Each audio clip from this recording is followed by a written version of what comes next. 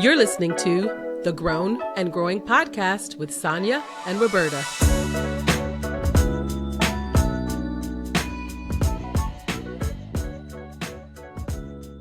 Hello, everyone, and welcome to the podcast. I'm Roberta.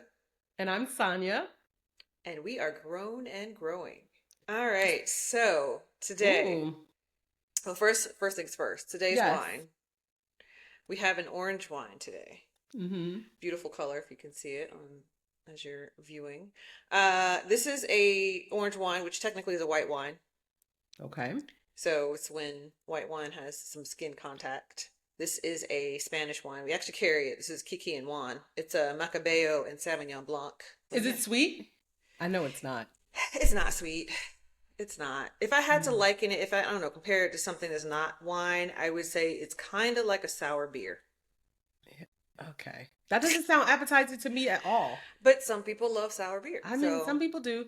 I feel like I would drink that. Like, that's the color of something that I would drink. And if it had a little fizz to it, and if it tasted like strawberries. So basically not this at all. How deceiving. Dare you take that beautiful color. I know it is. And make it bitter. Anyway, what's it called? Anywho. What's it called? Specifically, this is Kiki and Juan. That's the maker. But it's an orange wine. Okay. And you can find it on Vin Bohem? On vinbohem.com. Now, in terms of pricing, how much does a bottle of wine like that cost? When you have to leave the skin in it. Oh, it doesn't make a difference. And the making, the process doesn't impact the price at all. So this is about around what wines cost on our site, which is $20. Okay. Which is pretty good for a natural wine. Yeah. Okay.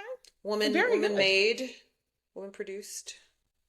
Anyway, all right. Let's jump into today's episode.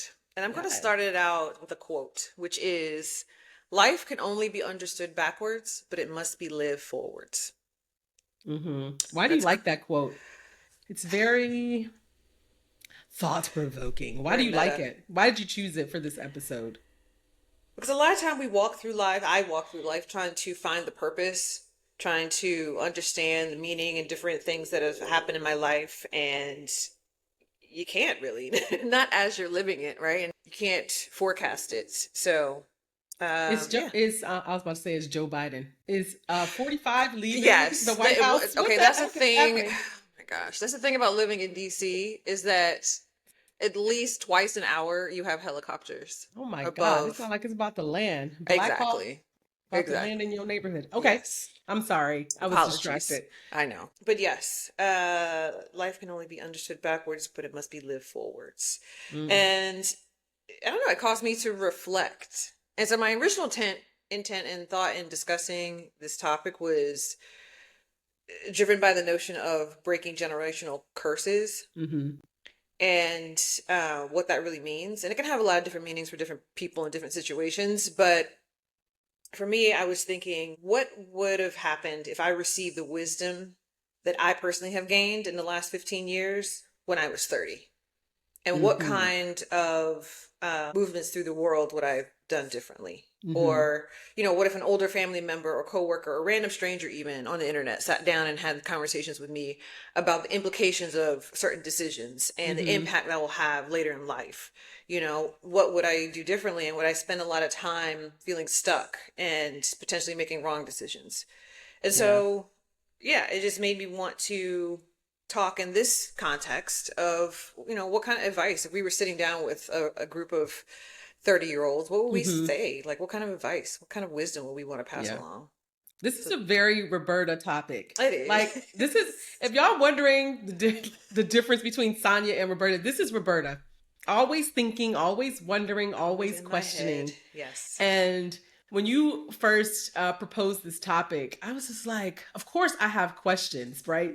Because I feel like there's a part of me that looks at topics very logically. I look at life very logically. I break it down into bite-sized pieces and I just thoughtfully boop, boop, boop, boop, put them into steps. And this is very I feel like it's like, if I could do it all again. Like there's a sweet simplicity to this viewpoint of maybe if I would have had somebody to impart the wisdom in me when I was 30, right? There's like a very rose-colored glasses viewpoint in it that I think is sweet, but it's also not how I think. And Right. so, Because it's not directly helpful for right now. well, it's looking in the past and wondering if it could have been different. And the answer is yes, it could absolutely be different, but it's not, and you can't make it.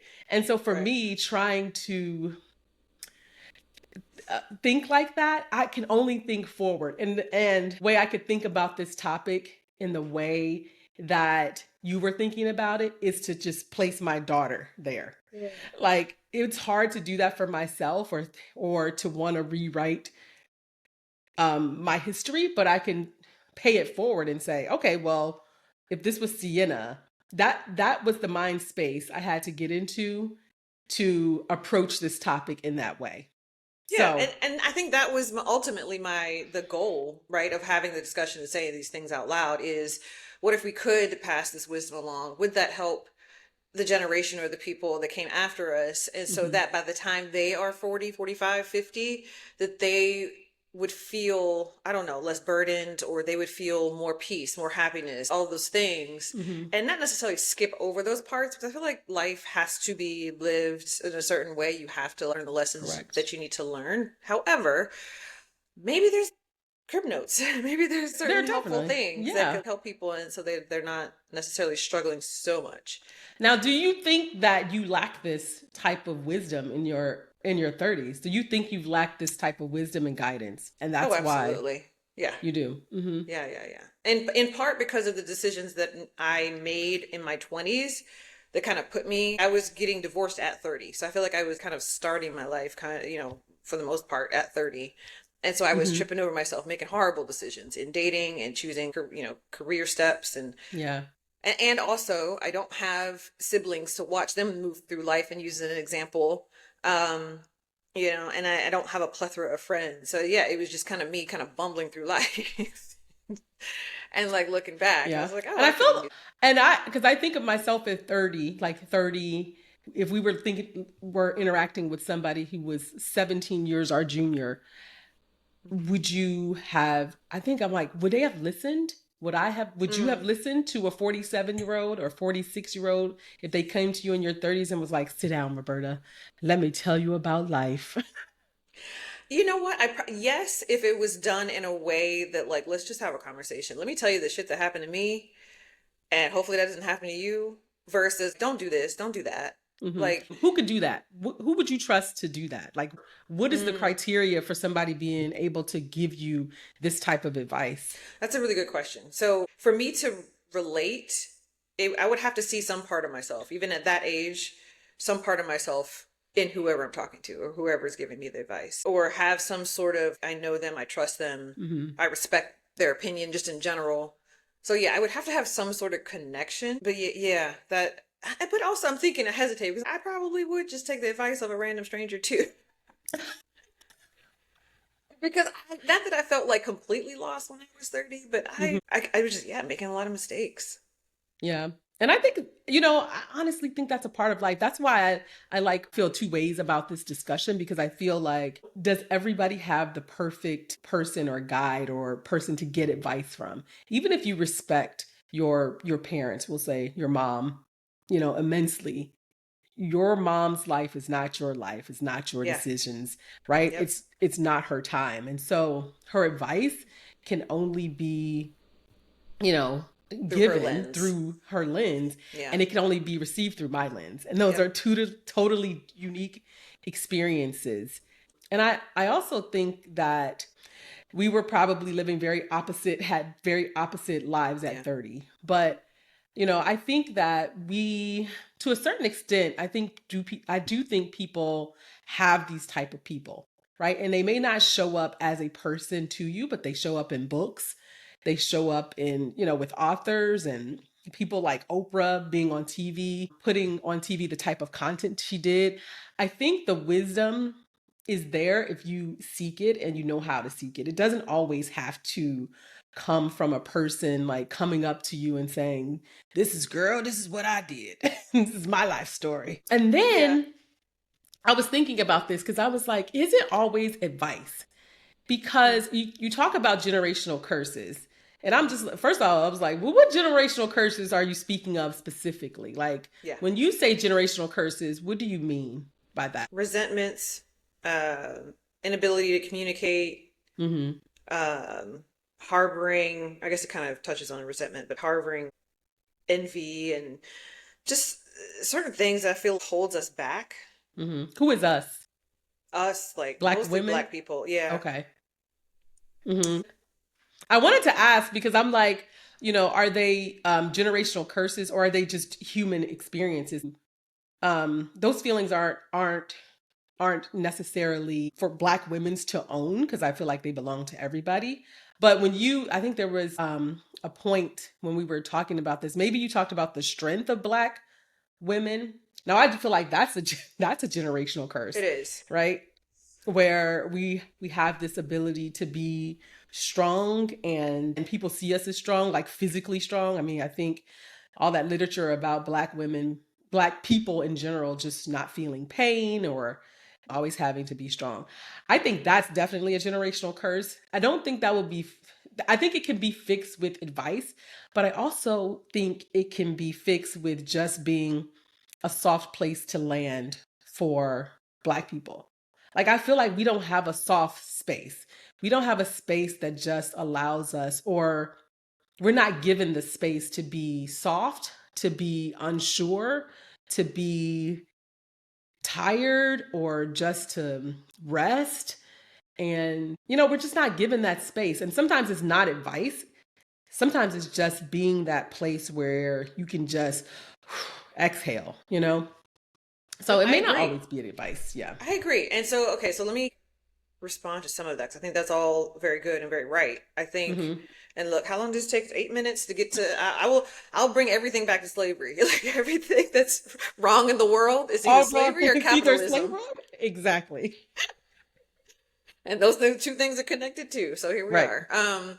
No, I feel like we again, black people move around out of survival, like the decisions and the motivators and like the things, even if we're like quote unquote successful, I still think we still carry a lot of the survival mentality and we don't have outright natural places for us to feel safe. We don't feel upon ourselves to demand that safety. Mm-hmm. We just kind of suck it up all the time. And it's not to say that we don't have pieces where we try to carve out for ourselves where we do feel safe and at home and at peace. We do. Um, but it's not something that's natural to us, I don't Yeah, think. I agree that it's not natural. It's also not easy. I know there are a lot of women, a lot of Black women specifically, who still say, we are resting. We are not getting involved in this country falling apart. Right. And I feel a way about that because I'm like, y'all, is it time yet? Or, we definitely not rested enough. So I won't ask that question. But Right. is it time? Because I'm like, it's really looking dim out here. But I just don't think we know how to do it. And even Yeah. if you say you're taking rest, what does that mean? Because I can take a rest from political and I can, separate myself from what's happening politically, but I can't. It's hard to do that when Opt you have a out. job, when you have Right. kids, when you just, you have parents and you have family. I mean, Right. there's a lot more to resting and saying you're resting than just, going to the spa. I feel like Right. it just But takes more than that. wouldn't you say, and kind of bring it back to what you said too earlier about, well, that's just not something you can advise on, right? That's Hmm. just something. But wouldn't you say from this standpoint where you are now in life that you have gotten closer to incorporating rest or whatever it is, like all, things For that sure. bring you more peace and more ease at this point in your life than you had 15, 17 years ago? Yes, absolutely. And it is and I think a series of things brought me to that, like a lot of disappointment, a lot of like, just aha moments where, Mm-hmm. you realize that what is sold to you is not actually what you bought. You bought Mm-hmm. some you bought something much worse than what you Right. thought. And then I just think for me personally, I was a very like intense person. Like, I just got to a point where you just learn to chill out. Like, just chill out. Everything does not have to be urgent. Everything doesn't have to be solved today. Everything doesn't have to have an answer. And everything is not going to go my way. So you might as well. Okay, fine. I'm getting it. Am I jumping ahead here? Not really, Oh, but I mean, you're okay. kind of like making the point that yes, there are so many things that you've learned over the last 15 or so years. Wouldn't that be nice if we could in, Mm-hmm. our 20, 30 minutes or however long we're going to chat here to kind of bring some of that together and like Yeah. summarize that in the hopes that it might benefit someone else. Not even someone, it could be someone 30, it could be someone else that's 45. Right. Who knows? Like, Right. but like, I feel like some of those pieces of wisdom, because for us, for Black women that are where we are at our age, we have experienced so much Mm-hmm. and we have learned from it and we've taken it and we've changed it and we've made it better. And I Mm-hmm. think it's worth sharing. I appreciate the person where this advice is coming from now, but I want to know the 30-year-old Roberta. Where were you in your 30s? Let's Take me start through your yes, 30s. yes, yes, yes. So, okay. So technically that was, What were you doing? 10, yeah, what was that? 2008 to 2018. That was our 30s. 2000. Dang. Right. Okay. Mm-hmm. So at 30, literally, I was getting a divorce. So I got married at 23. I got divorced at Mm-hmm. 30.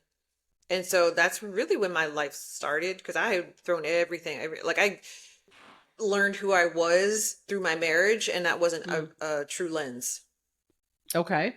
So it was me learning how to date because I never really dated. I met my ex-husband when I was in college. Mm-hmm. It was figuring out what I like to do, what my interests are, because again, up until that point, I was just interested in what he was or either what we did together. Mm-hmm. I was establishing my career. I had, finished grad school, determining, and even that, like we moved to where his career took us. Mm-hmm. I was living in the city. I didn't know anyone there. I didn't really necessarily want to be there, but I was Yeah. there. So It's a it's hard, literally and getting it's a hard established. city. So we met in grad school. It's a hard city to do what we went to grad school for. It was Yeah. hard to do in that city. Yeah. Right. Right. And so, yeah, not long after we graduated, I moved to like the Philly area.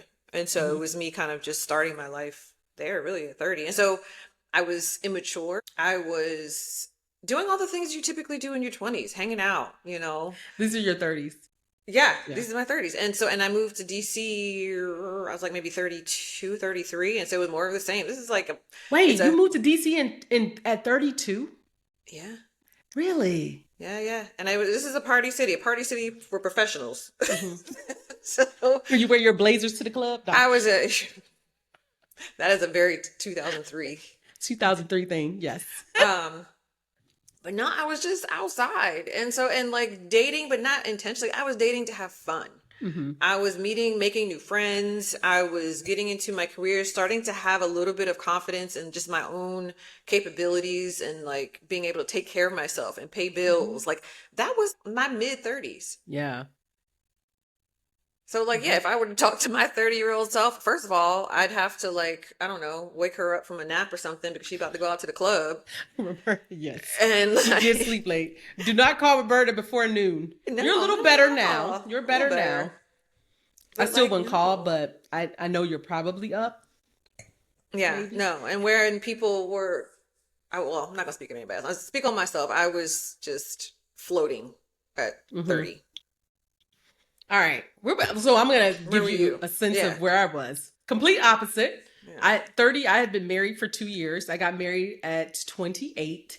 And we had decided to build this big, beautiful, what some people might call a forever home. We decided to build that in our first year of marriage. In fact, we got married in December and we moved in that house like the following summer. So Mm. we were newly married. We had built this house about a year or two ago.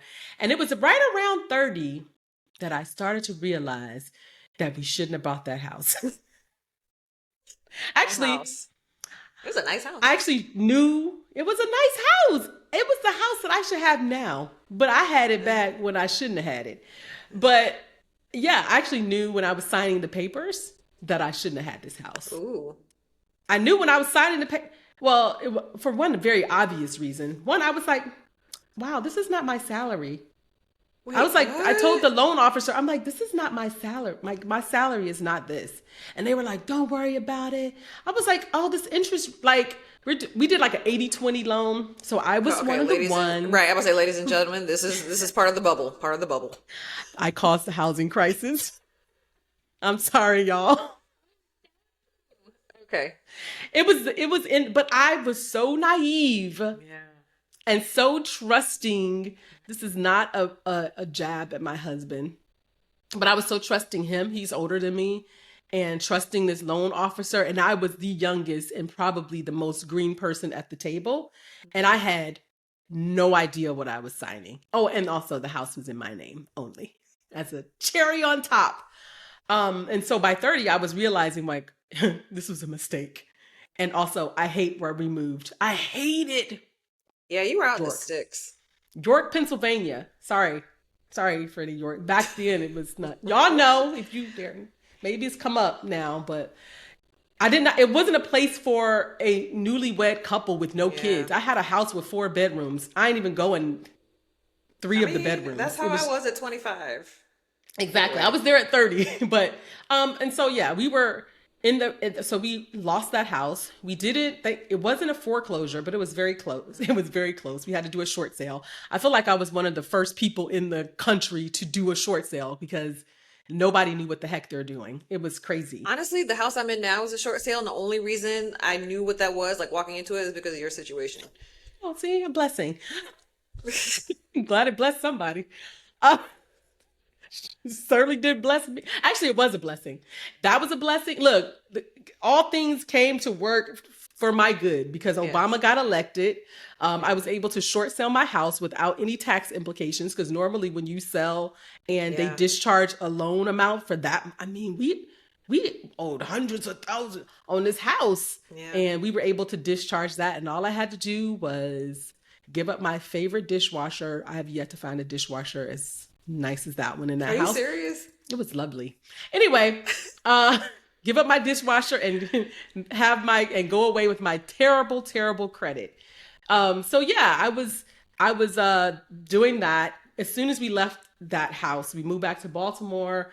A year later, I was pregnant with my son. At the age of 32, I had my daughter at 34. I didn't, and they're 2 years apart, and now I realize it was perfect. But at the time, Mm. I was so upset about it. I was upset about it because I wasn't ready. I actually found out I was pregnant the week my son turned 1. And he wasn't even walking yet. I was still carrying him I knew around in that. diapers. Wow. Yes. Yeah, yeah. When I found out I was pregnant. So my career, wasn't really thinking about it. I switched from working in an ad agency to working what we call client side, working the health system. And I really wasn't focused on my career at all. I was really just focused on raising these babies that were 20 months apart and, just trying to do that the best I could. There was also, I would say this is probably the rockier part of my marriage because we were just learning how to be married. I told you, like, realizing that you can't afford this house that you just bought, but that puts a lot of strain on your marriage. I was working at the time in Harrisburg, which is a half hour away from York going north, and Derek was working in Baltimore, an hour south. And so we never really saw each other. It was just, to me, I feel like that was the most stressful part of our marriage. But I would say around the age of 37, that's when I really like dialed in to my career. I had just, I lost my house. We moved back to Baltimore. Um, I think, there comes a certain point when you have kids that the fog is lifted and you just feel like I just threw myself into my career because it just felt good. It felt good to be good at my job. I got so many promotions during that period of time. Like I was just every 2 years, like promotion, like rising through this company. And so it was a really good time. But when I look back at my 30s, I definitely see that as I have dubbed it the Great Unlearning because I was unlearning a lot of things that I thought I knew. I thought I knew how to be married.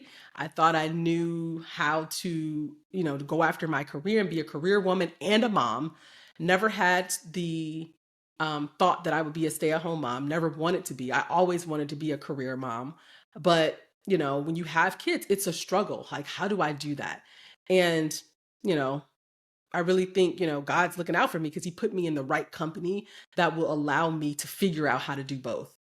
And that's what I can say about that. But I see my 30s as a time when the varnish comes off in that early, like, you're just like, oh, you said communicate, but you didn't really, in a marriage, but you didn't really tell me how to communicate. Like, stop telling married couples that. You got to communicate. No, the real answer is you got to learn how to communicate. Yeah. That's because y'all could just be talking, like the literal act of communicating, but not saying anything and not listening. But yeah, I feel like that's so interesting. So what? Go ahead. That is very true. And I learned those lessons in my 20s when I was married. And a lot of those lessons brought me to the divorce. It was me that decided to leave. And I was like, this is just not where I need to be for my life. Right. And I didn't talk to anyone about it. Like, I mean, I had a therapist, but like, I didn't talk to my friends about it because they were out living their floating around, lives at 20.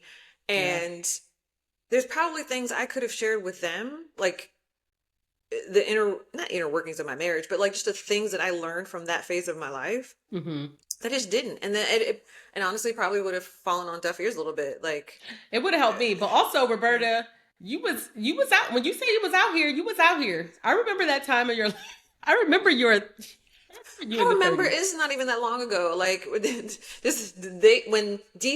day parties started hitting DC, it was like, I don't know, 2013, 2012. I just remember there was this one place called Cities, and then like the party was really in like the back part of the area. And I just remember me being up on the couches dancing in a little mini skirt. And I had to be all of like 34, 35. Yeah. And in the back of my mind, it wasn't that, like, I knew I wanted a family and all that, but like I had just been out. I feel like I'd just been released and like coming into myself and figuring out what.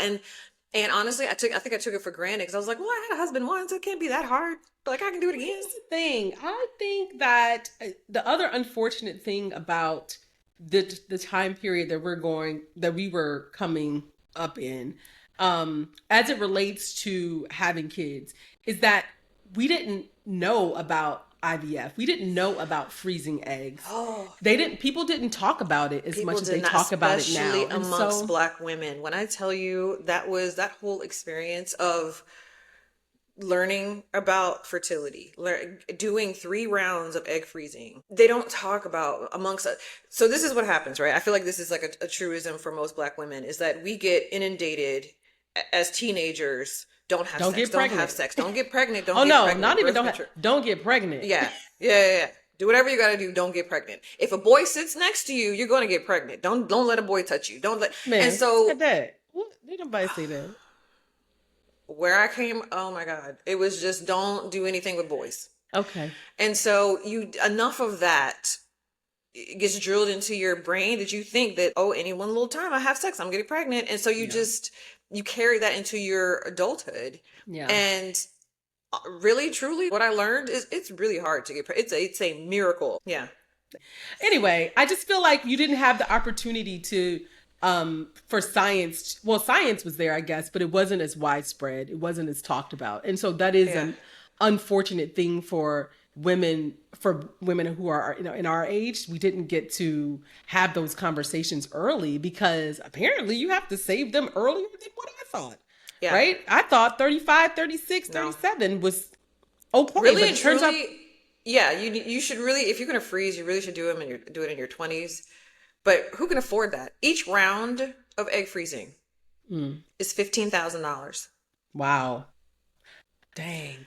And that's like inclusive of like all the medications and like, and just like now, I'm about to say insurance covers it, but they don't cover egg freezing. Some insurance plans now cover IVF. and But only like IUI. one round of IVF. Right. And it's Yeah. very spotty. It's Ours not does. consistent from insurance to insurance. But I guess my larger point is that if you know that that's something that you may want for your life, educate yourself and be intentional in how you move so that you Yeah. can make that happen and you're not like 40 trying to scramble and figure it out or just miss the boat or the window altogether. Okay, so you was outside, I I was was outside. inside. We Yes. both were around the same age. We both were trying to figure this career thing out. All right, now we can give our lessons. Now that you know the type of people you were dealing with, let's see if these lessons would have been like Let's see. would have Yeah. helped. So your first one was be clear on your life goals. Yeah. Be clear on them. So, and I would say be clear on them, but also know that they'll change. They can To change. give space for flexibility, but be intentional to the extent that you can be intentional. Mm-hmm. It may change. You may decide, I keep using this family thing as an example because it's just easy. But if you decide at, 20 something, 30 something that this is what I want for my life. And then at 38, you decide, you know what? And it still hasn't happened for you. You decide this is not what I want. Okay. Be intentional about that. How are you going to spend the next, however many 40, 50 years of your life? Yeah. All right. So my first lesson is, this sounds very deep, but I wrote your power is in your response. Okay. And I wrote that because, a lot of things happen to you, right? And a lot of people say a lot of things to you. There is so much power. The most power you have is in how you respond. And for me, this is really centered around control. I think it took me longer than I care to admit that I cannot control, people. I cannot change people's minds. I cannot wish that they would do what I would like them to do or see me in a different way, or I really want you to understand how I feel. Look, I have no control over that. And what has really helped me find some control in that is my response to people. Because however they respond, they are entitled to respond that way. Go ahead, respond that way. It doesn't change my decision. It doesn't change what I'm going to do. Give people the space to respond the way they want, but you still do what is right for you. So I feel like whenever we have arguments and it doesn't turn out the way that I want, I go, oh, I flip off and my response is not what I want it to be. I'm like, I just gave up my power. That's how I feel. I feel like I gave up my power because I didn't respond in a way that I know was best, that was the most productive, and was the way that I was going to communicate how I was feeling the best, and which gave it the potential to be heard the best. And I'm learning that the power is in how I respond. And what that means is I need to be thoughtful. I need to be intentional. I also need to be connected to who I am, what I value, who I say I want to be. And then I need that to come out in my responses. And the more I know that about myself, the closer I am to that thing, the more I want it reflected in how I respond to people. And so There's a word. I'm still look, I'm still learning, but Yeah. it's a different perspective for, at least for me, to think about, the power is in you. The power is how you respond to people, and they're entitled to feel however they feel. If they feel mad, that's unfortunate that you feel mad. Right. It doesn't change anything about what I said or what I did, especially if it's not trash, right? If I'm not acting in trash behavior. Now, if you are trash and you acted like trash, like that's different, but No, that very much sounds to me, I know this is like a trendy, buzzy thing now, but like boundaries. So people fling that word around and that They do. phrase. But they don't know how to use it. But they don't know how to use it. They think boundaries is about the other person and exactly. like getting them to do something. It's not. It's about what you're gonna do. Exactly. Yeah. This is like, I'm framing out my parameters. This is what I'm going to do. Now I can share them with you. I can share my boundaries or like what I prefer.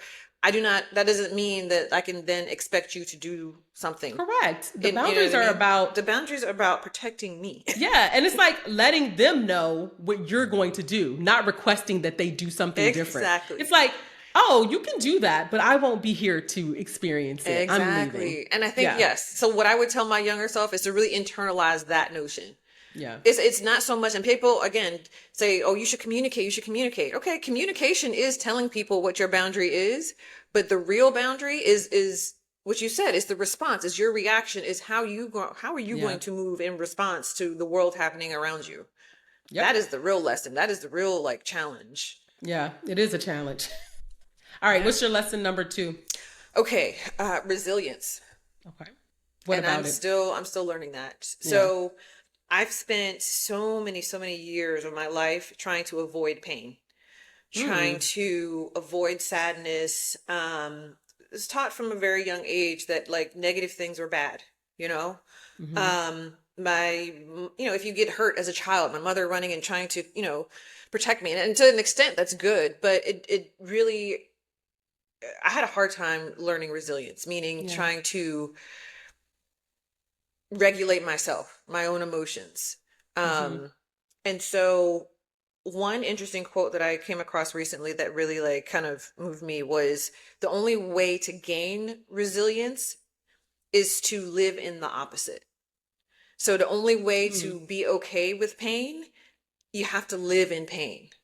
And you have to live in the sadness, and you have to really understand, accept, and internalize that loss and all these negative pieces of life is a part of life just as much as happiness and joy and all the positive fun things.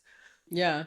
That's interesting. Yeah. I had a different take. I do believe in resilience, and I think that's a great lesson.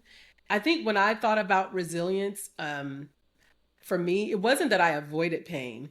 Like I felt the pain. Like like sometimes I would try to push it down and pretend like I would rush myself through the pain, rush myself and not give myself the ability to sit with it and be okay with it. It was always like, all right, now buck up, hurry up. You can cry now, but that's it. You ain't crying no more. There is this, and I think going back to one of those generational curses.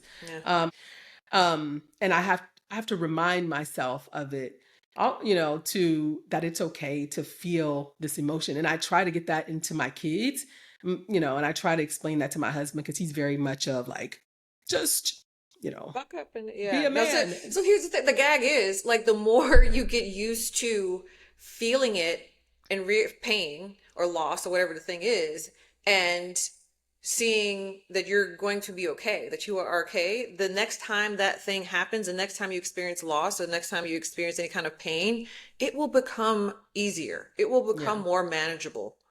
Well, yeah, because you realize, I think there is this realization that when you're in it, you feel like you'll never get over it. You'll never get over it. And you will. You and will. So, okay, that brings me to my next lesson. Yes. So, it was don't shy away from hard decisions. I think that if I could look back on, some of the poor decisions that I've made, particularly in my 30s, it was because I was scared to make a hard decision. I was scared to tell somebody no, or scared to say how I really felt, or scared that this decision was going to bankrupt me. Like just so there's so many things. But, I don't know who started saying this. I think it was that white lady who has a podcast whose name I can't remember, but she says you can do hard things. You can do hard things. I remember that phrase. I don't remember who said it. Yeah, it goes along with your resilient. Like life is not easy. There will be hard decisions that you have to make, and you should not shy away from them. You should approach them thoughtfully. Don't rush through them. Don't avoid them, but you should meet them head on. You should get help if you need help deciding, but ultimately you will recover from the decision. And so don't feel like you can't make don't shy away from those hard decisions, those hard discussions. Because eventually it's going to be made for you. And I think the power is in you making it yourself. Part. Yeah. That part. I've been in just like a couple years ago, like last year. My ex partner, he was like, okay, like this job is stressing you out. You're not gonna be able to do this. You should make some changes. And I'm like, no, I'm just gonna push through. And what happened? I got fired. Like Oh, universe that's made the not fun. Why did decision. I laugh? I didn't mean. Because you're a big bully. I didn't mean to laugh. No, it's not. But the But yeah, you did hate universe, the job. I hated that job. But But also, take those people's money until you can well, find that was something else my to like do. intention. That was my like plan or whatever. But like again, just like you said, make those decisions before those decisions are made for you. And like that Yeah. is like honestly, that is a lighter end of because it could be something different. Like I could have been pushing, and then I got sick or something, had a heart attack, Mm-hmm. God forbid. Like thank God that didn't happen. But don't like be more proactive in your life versus Yeah, letting things happen. get in the driver's seat. Yeah. That's what I would say. Go Also, ahead. kind What's of your okay. next So the one? next one, so it kind of goes along with the job thing. Pace yourself. I see so Okay. many, and maybe this is a result of me living in DC, and there's like so many like overachievers here and like professional people, whatever. People, and I'm in that group. Work from 25 to 35. My career, and I enjoyed it. I enjoyed what I did. But I Mm-hmm. worked so much, and I put so much energy into it. But by the time I was in my late 30s, early 40s, I was burnt out, completely burnt out, Mm-hmm. and still realizing because capitalism, I need to work for probably another 10 to 20 years. Just 10? Look, listen, I I ain't gotta got no work for kids, 20. so I'm hoping to retire in another 10 Okay. years. See? Um, Look at that. The bright look side of at that. life. Look at Jesus. Yes, pace yourself. Please, please, please pace Yeah. yourself. I like pace yourself because you can't I think there is such this rush to have everything now. Hence me buying a freaking house I couldn't afford. To have a marriage that I didn't know anything about, this idealized marriage in my head. And Same, in this big house that I was not ready for. same. Who told us to Yeah. do that? Who said that that was the right thing to do? TV.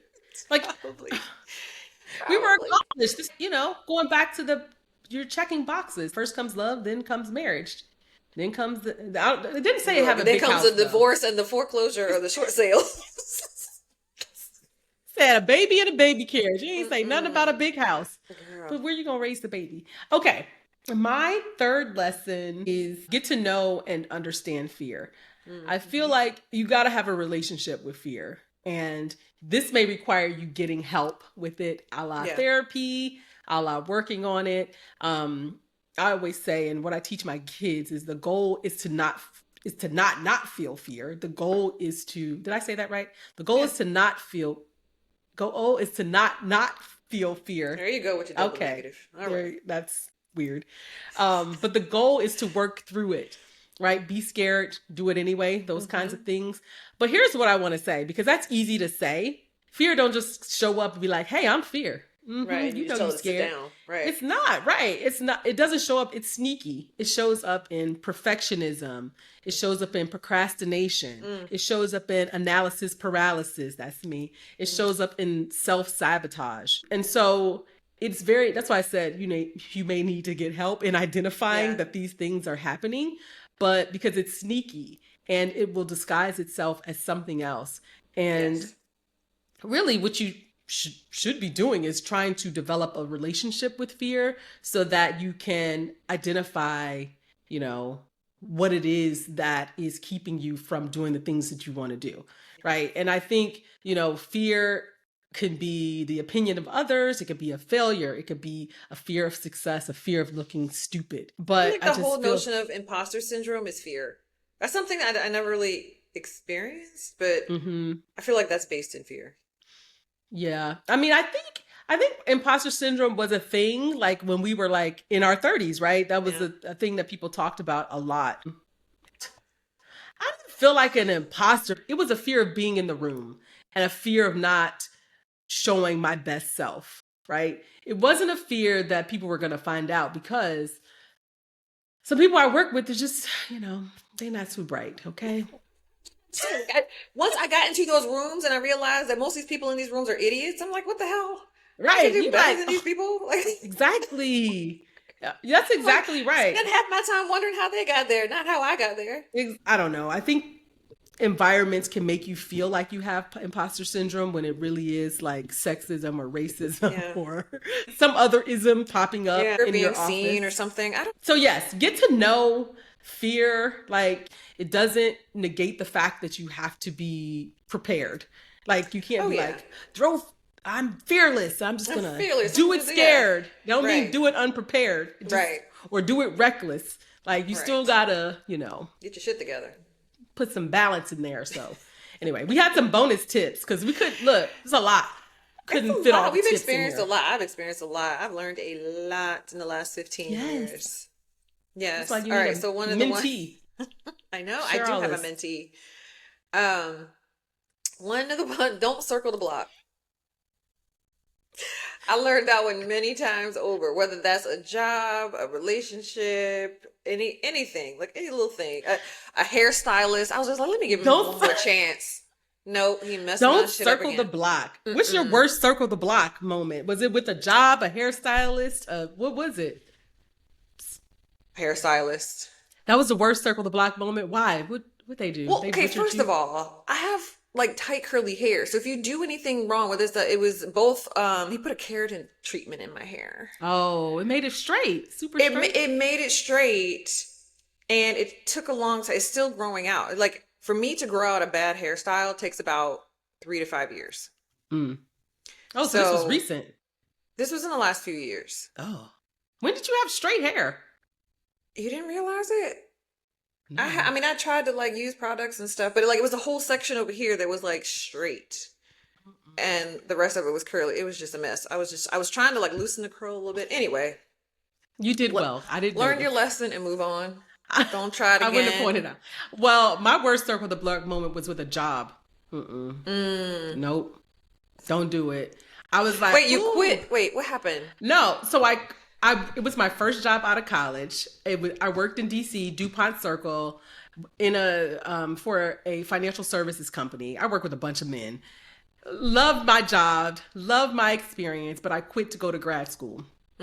And after grad school, after I realized that advertising pays pennies, I was like, I don't know, I can't do this. This is right. I need a different life. I want more. I thought I would go to the same company, but in Baltimore. No, girl. Different vibe, different people, different office politics, different environment. They were still using typewriters. I said, they were like, I'm going to type this letter for the senior partner. I said, wait, wasn't it like a consultancy or something? On a computer? No, on the typewriter. On a type. Weren't they supposed to be known for being like cutting edge, innovative, like helping businesses? They help. Basically shelter money from taxes. Oh, well. I mean, in the division I worked in, they would come up with all sorts of things like Sarbanes-Oxley, like all this stuff. They would look for loopholes in the tax code so they could help businesses save money. Wow. Shit. I went to Baltimore. I said, oh, no. Oh, no. At least because I don't think when you went back, you weren't there long. So at least you realized. 18 months. Like, it was the longest 18 months of my life. And I was only there because I was getting married. I was like, ooh. Never again. So you learned the lesson like early on, relatively. Like you could have been there for 5 years and be like, oh, I got to get out of here. No. Hell no. It was not possible. Don't waste your time. And also I was scared I was going to die from the printer that they put in my office. Why am I? Just because I print color don't mean I need to be next to the color printer. You in the copy room? Yes. They were like, but you use it the most. Oh my God, yeah. Get this shit. Derek was like, you're going to die if you breathe me in those feet. Did I ever tell you when I worked for Phil and Worse? Oh my God. Oh, yes. You told me that they still smoked in the office. They still smoked in the office. When I came in, I thought I was like hot shit because I was like, I don't know, 20 something and I had my own office. But I would have to come into this room, right? And wipe down my desk with a paper towel every day because the soot from the ventilation system would drop on my desk and I would have to clean it off every day. That's what I was breathing in every day. I feel like there's a lawsuit there. I went through 2 air filters, Oh I my brought in my gosh. own air filters. I went through like 2 of them in like, I don't even know, a couple months. All right. Well, Anyway. my next honorable mention is learn the value of delayed gratification. So delayed gratification is something I learned after I lost my house. I feel like learning how to delay big decisions around money and not to put the want of having the thing or the excitement of the thing before financial responsibility. Okay. It was a huge thing that I leaned into. And so I think it's a lesson that served me very well, especially in this world where everything is quick. Everything is, you have to have it now. I mean, I think it goes back to your culture. lesson of pacing yourself. Yes. Yeah. And you get all that stuff quick and then you just have a bunch of junk that's not even quality. Like, why don't you delay your gratification for a little bit? Number one, to see if you can do it, to see if you have the discipline, to see if you really want it. And then when you get it, when you're able to do it, it's that much more enjoyable to me. Right. And for me, I feel like that lesson has helped me so much. And it's something, when I think about financial literacy for my kids, that's the thing that I want to teach them, like delayed gratification. Daughter has it, son, he on the struggle bus with it. He be on eBay every day. I said, if another package show up from eBay. Oh my gosh. How's he buying all this stuff? With what? He got a job? He has a car. Now he have a job. He gives birthday money for sure. Interesting. Okay, I'm sorry. Go ahead. Okay, so we're going to round this one out. And we're going to wrap it up with a call to action. Okay. Go ahead. So, one challenge I would give to the listeners this week is to, one, consider mentorship. If you're interested at all in acknowledging the wisdom you have and passing it along to others, consider getting a mentee. It doesn't necessarily have to be from a career perspective. It can be from a life perspective. So yeah, maybe look into that. Oh, that was I thought you had something else. Oh no, that's what you had. No. Okay. Because I liked your idea. I'm going to steal it then. Okay. And fold it into what I said. But Okay. you had to write a letter to your younger self, thanking them and appreciating them, appreciating the ride, sharing the lessons that you've learned. What does that person need to hear? If you were mentoring yourself back then at a difficult time in your life, what would you say to yourself? What would your younger self want to know about your older self? Would she be proud of you? Would she be cracking up? Like, what would she be thinking? So I really like that idea. So yeah, try it. Let us know what you think. Let us know what you think. Feel good about yourself. Yeah. Or go on and get you a little mentee out here in these streets. It's a girl. I have this one mentee. She's in grad school and I love her to death. And it's just, I see a lot of her in me, but also like, girl, get it together. Oh God, I had a mentee too, but we're going to save that for another day. Follow us on the socials and our new website is out, grownandgrowingpodcast.com. Check it out. You can watch this on YouTube, also on Spotify, and please leave us a positive review. Please leave us a 5-star review if you can, or send us a shout out on social media. We'll take it. We're not above begging. No. All right. Thanks everybody so much, and we'll see you next time.